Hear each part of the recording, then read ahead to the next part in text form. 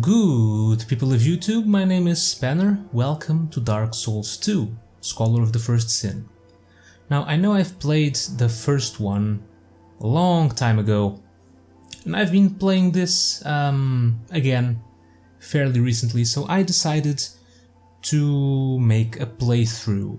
However, it's going to be more of a walkthrough slash guide, mainly focused on if you've never played Dark Souls 2 before, or any of the other Dark Souls games. So we're going to do a new game.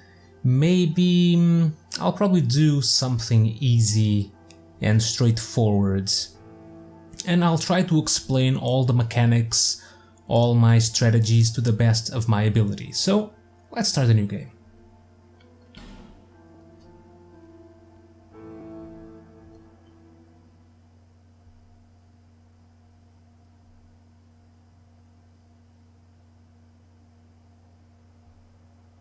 Perhaps you've seen it, maybe in a dream, a murky, forgotten land.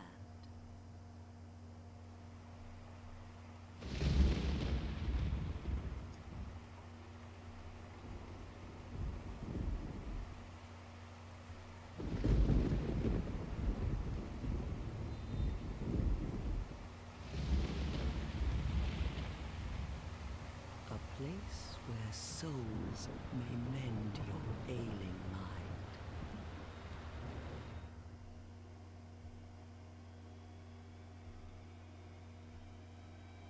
You will lose everything once branded, the symbol of the curse, an augur of darkness. Your past, your future, your very light.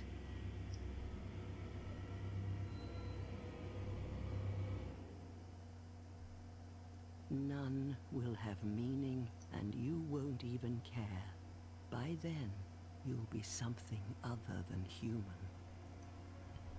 A thing that feeds on souls, a hollow.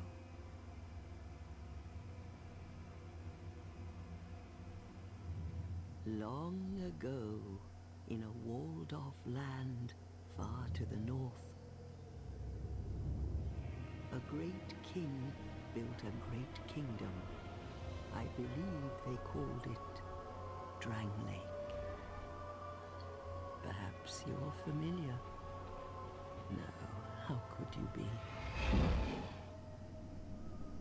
But one day, you will stand before its decrepit gate without really knowing why.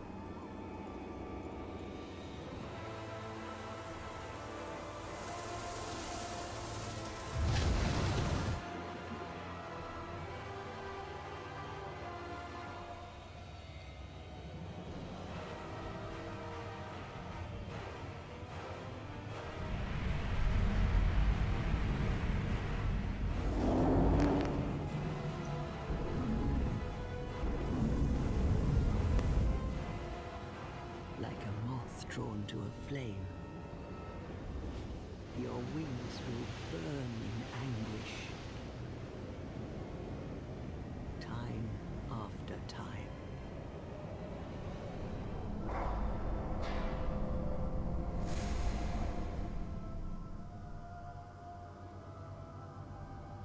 For that is your fate, the fate of the cursed.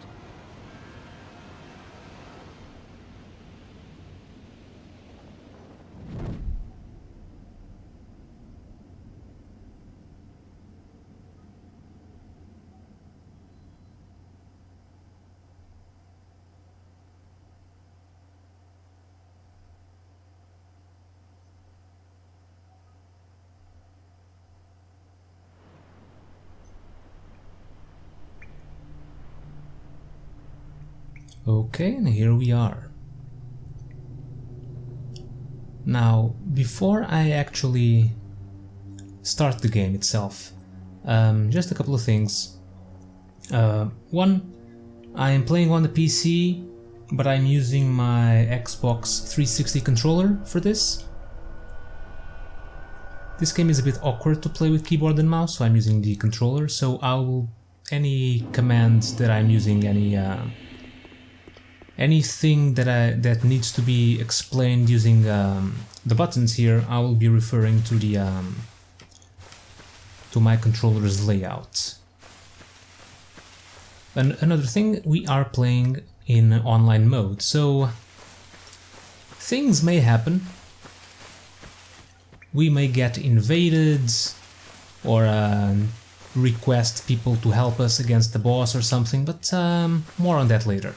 For now, if you're using a controller, so it's the left thumbstick controls your character and the right one controls the camera. So far, fairly standard.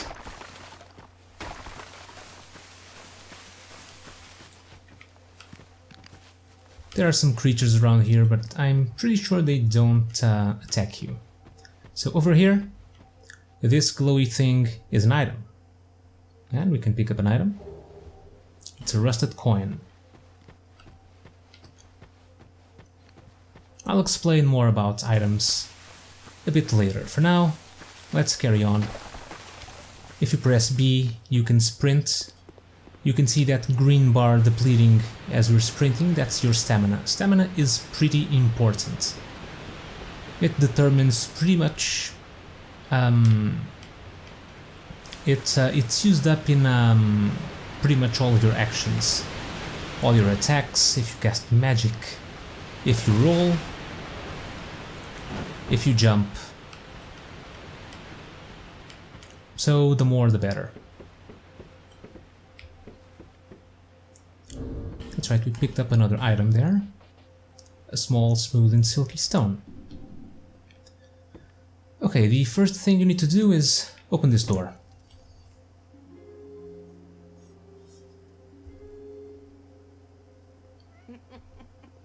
What seems to be the ruckus? Oh my, your face. The face of the curse. It's an undead. An undead has come to play. They all end up here. All the ones like you. You spoke to that kind old dear, didn't you?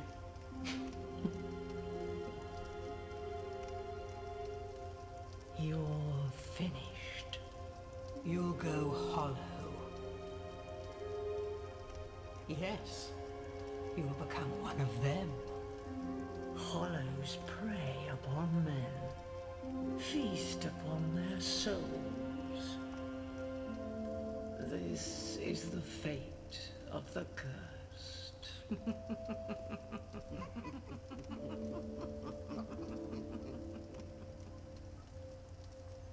What is your name? Okay, as I've said previously, my name is Spanner.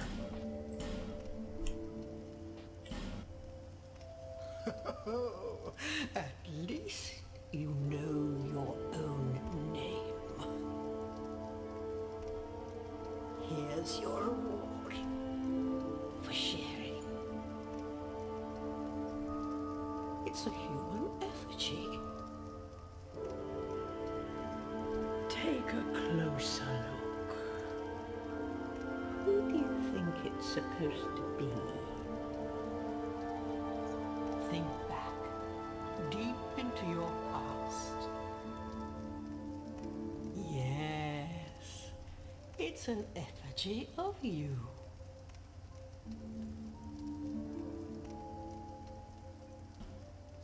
Alright, and now we get to make our character. So you can pick your class and gifts, you can pick your gender, your build and your physique. I'm not going to bother too much with these. You have all of these options. If you're playing the game, you can make the character however you like it. I'll just go maybe with this guy. Let's get a beard.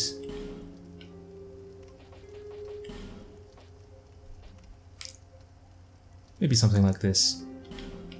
Yeah, that'll do. Let's not waste too much time with this.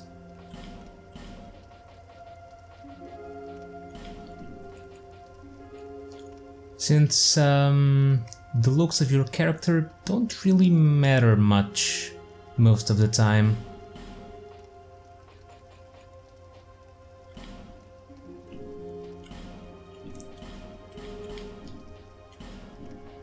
Just switch the beard color. Yeah, this works. Why not? Okay, so the main thing you need to do here is pick your class. You have all of these classes available to you. There's a warrior. As you can see, we have a broken sword and a shield and some armor. And you can see our stats here. Warriors start at level 12. We have 7 vigor. This stat only determines your hit points, so the more you have, the more hit points you have. Endurance, it determines your stamina, so the more endurance you have, the more stamina you have. Vitality determines your equipment loads. More on that later.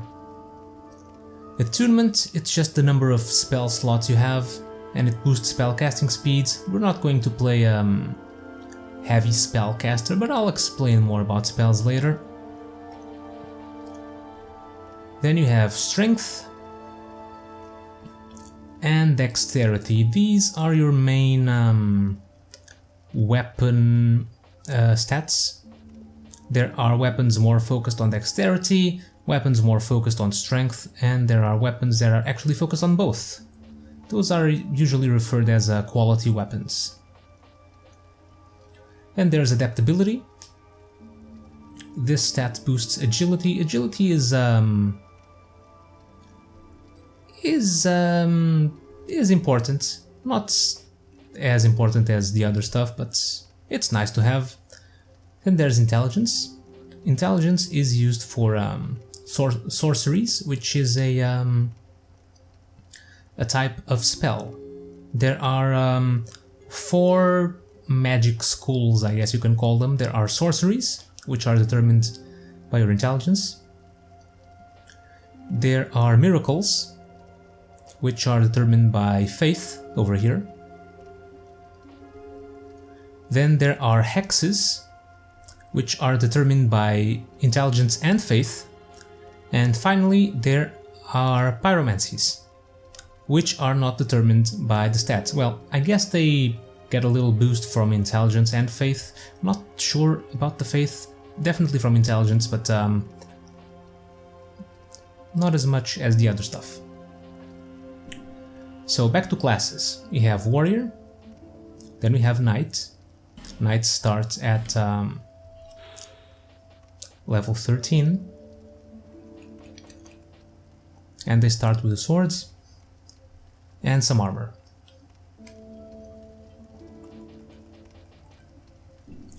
There's also a little gem that the warrior and knight start with. It's a life gem. It's a consumable item. Once you use it, you restore a small amount of health over time. Then there's the swordsman. Swordsman has some armor and 2 swords. And is more focused on dexterity, as you can see over there, 16 dexterity.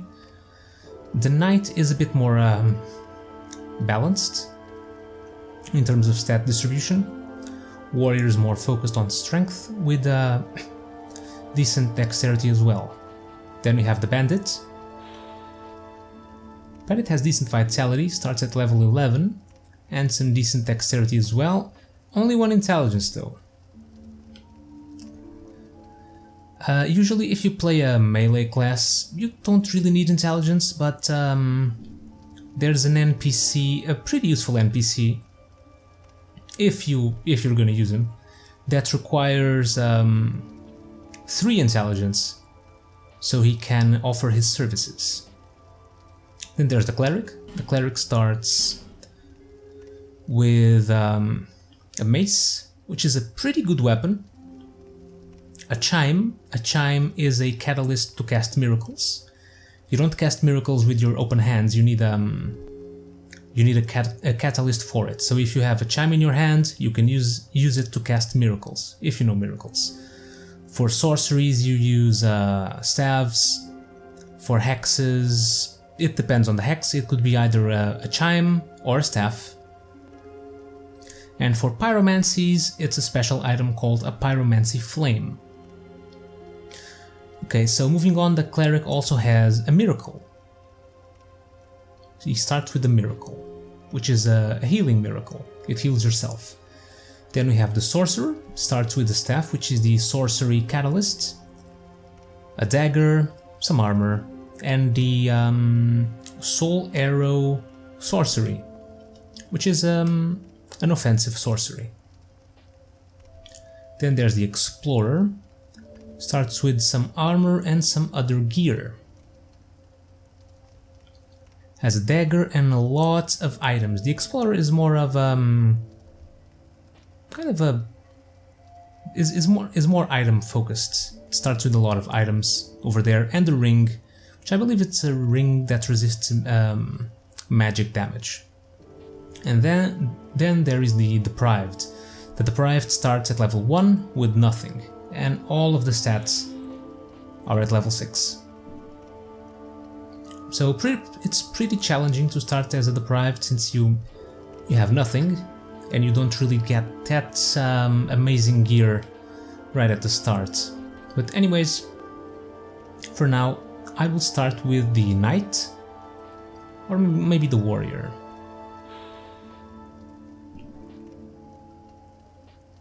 Knight or warrior, maybe knight. The knight is a decent starting class. You start with more hit points, since you have 12 vigor, which I believe is the highest of all the classes.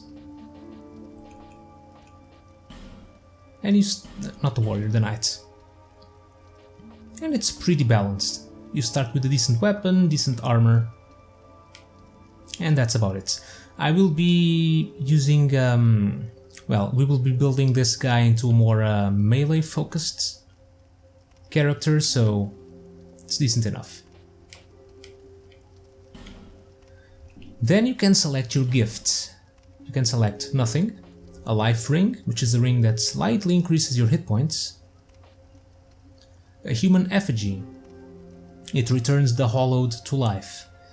Now you can see here we are in our human form, but essentially we are afflicted by the undead curse. We are immortal. Every time we die we respawn, but if we die in human form we become a hollow, which is a more green and undead version of this here. Human effigy will restore your humanity, and you get to look like this again. Healing wares, you get a couple of life gems, some better life gems. Homeward Bone, it returns you to your last checkpoint, more on that later. Seed of a Tree of Giants, it's more of an online thing. If I'm not mistaken, well, it's not something I should be explaining right now. Not at the very start of the walkthrough. Bonfire Ascetic. This will increase your bonfire intensity, more on that later again. And a petrified something. I'll be starting with this, just to explain something later. And we're done. All people come here for the same reason, to break the curse. You're no different, I should think.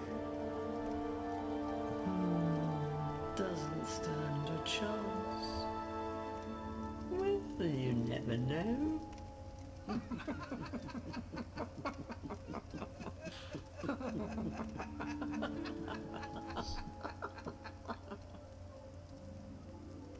through the door and trot along to the kingdom. But remember, hold on to your souls. They're all that keep you from going hollow. Oh, I'll fool you no longer. You'll lose your souls. All of them. Over and over again.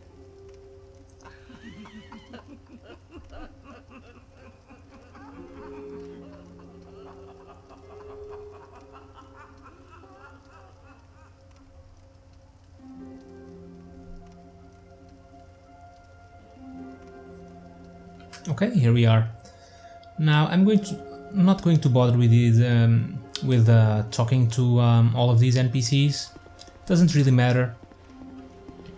I'm not too focused on the lore for this walkthrough, so I'll be keeping the cutscenes and the dialogue of the NPCs I talk with, but that's not really the point of this.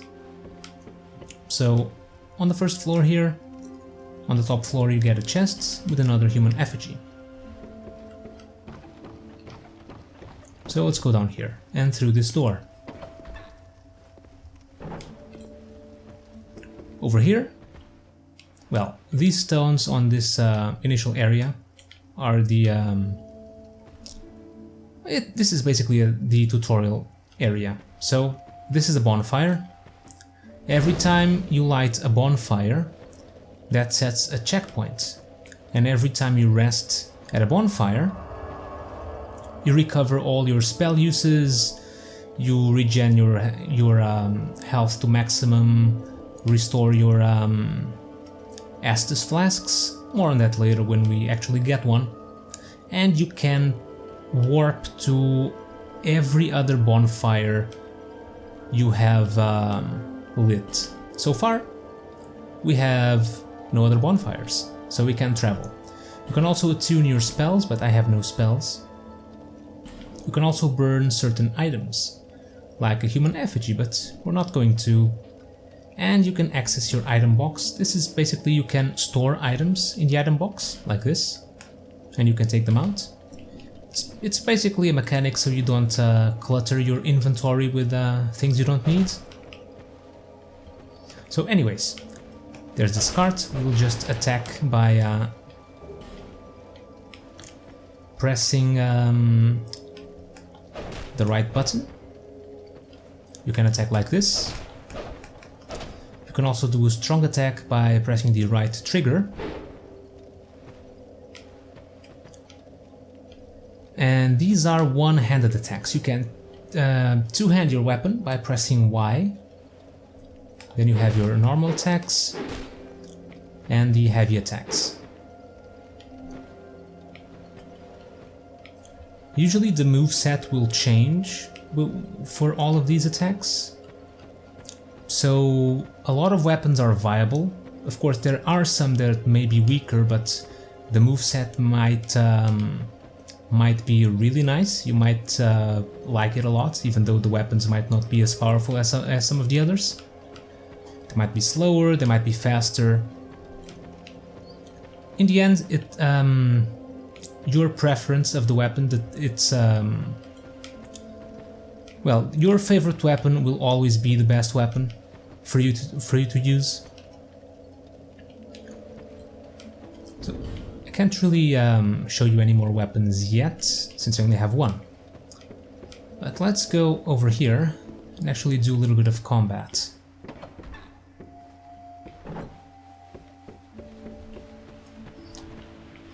Oh, if you press start, you have access to your menu here. You can change your options, screen options, key bindings and video settings. You can set a message. I guess I can't leave a message here. You can check your status and the player's info, and more importantly your inventory. So here's your inventory. You have a lot of stuff. Here are your consumables. There's the human effigy, Here is a life gem, which slightly restores your hit points. There's the dark sign. It returns you to the last bonfire used, but you lose all your souls. More on souls when we get some. Here's the rusted coin, temporarily boosts luck. Luck is an attribute that it increases the drop chance of enemies. So if you're trying to get a particular weapon or set of armor or some other item from an enemy, using items and equipping items that boost your luck is a pretty good idea. Here is a Soul of a Lost Undead. I guess I can use this one. When you use an item like this, you acquire souls. You can also acquire souls by defeating enemies, so we're going to use one here. And you can see down there in the bottom right, we've gained 200 souls. Souls are used for many things. You can use them to level up, you can use them to buy items from NPCs, you can use them to, well, not just buy items, buy other services, like upgrade weapons, repair items, and some other stuff. Souls are pretty important. Here is a black separation crystal. You can also press X to show the item info. Usually it'll show you the item description, which gives you a little bit of the item's lore, and it may show you any special properties the item might have. So this crystal will banish phantoms. And phantoms are other players. You can summon other players to help you, or you can be invaded by other players who try to kill you. Invasions usually occur when you're in human form. So as I am right now, I could be invaded, not in this area though.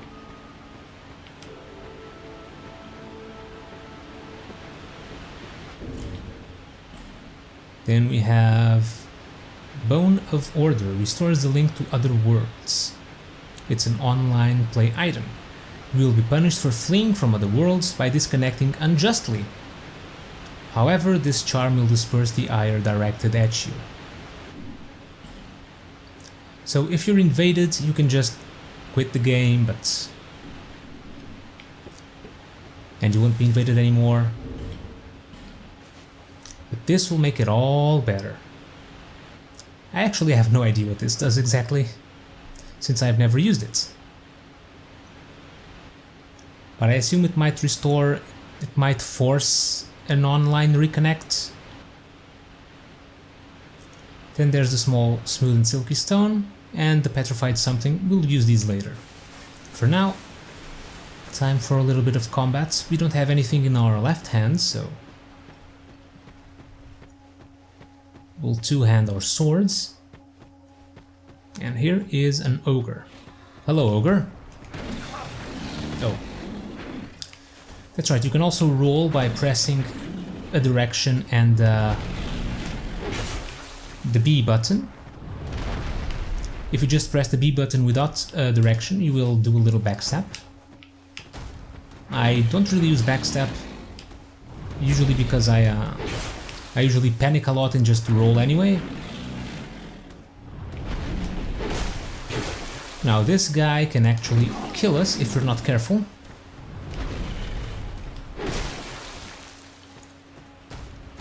And this is usually the trick to Dark Souls. Just be careful.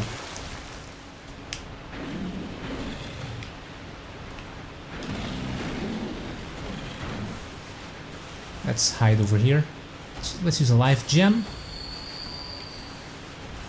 You can use an item by pressing X, and it will use the item currently selected.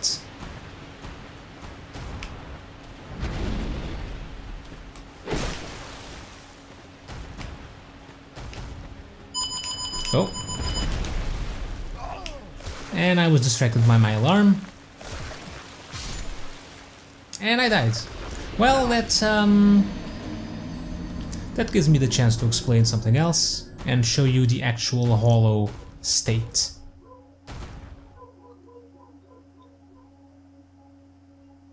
I didn't even realize it was already time to end the episode, so here we are. We are in a hollow state. We're all green and ugly.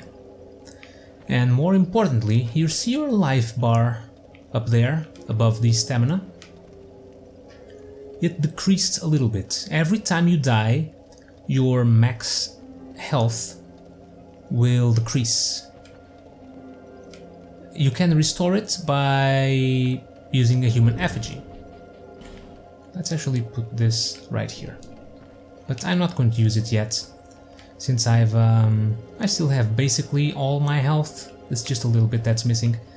But yeah, every time you die, you lose a bit of your max health, but you can restore it using a human effigy. Okay, since my alarm went off, I guess it's time to end the episodes. I hope you learned something, but we'll go more in depth in future episodes. But for now, thank you guys for watching. Hope you enjoyed the first episode of my Dark Souls walkthrough / guide, and I'll see you all next time.